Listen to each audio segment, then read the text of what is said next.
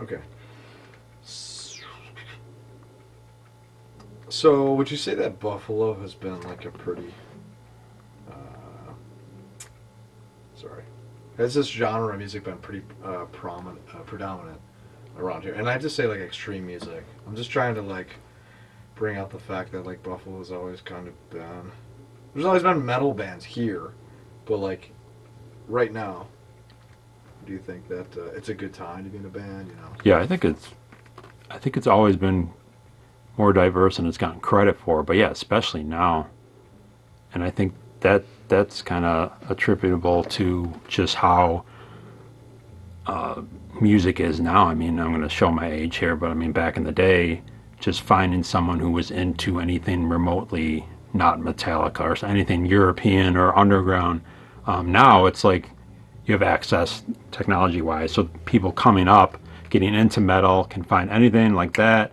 And I think while it makes it, I think, more difficult to stand out, I think it makes it easier to have a diverse scene, to find people who want to be involved in a diverse band, or so I think there's pros and cons, but I think, yeah, overall, I think I can only imagine every scene has been affected that way in a positive way. And I think Buffalo definitely over the last, I mean, as someone who's been in the scene for a long time, I've definitely seen the transformation of how diverse it's become within the metal music. And where before, oh, there's a black metal band around here, now there's like, you can see a folk metal band, or something progressive, all of these types of, all the a million of subgenres, and you can literally see, most likely find some type of band that you're into within Buffalo and Rochester that'll appease your taste, which is of course awesome. I think it's definitely probably as diverse as it's ever been, and I'm talking about being involved with it for a couple of decades. So yeah, I think it's thriving in that regard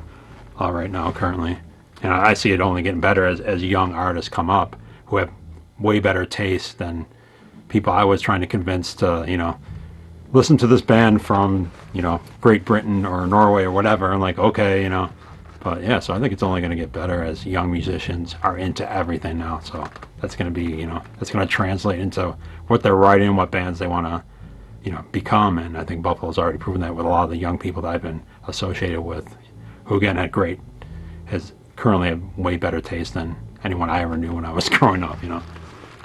Would you say that? Um, what the fuck was I gonna say? Sorry. Um, do you think that I don't know, Buffalo itself has like kind of engraved itself into like Sertraline's like sound?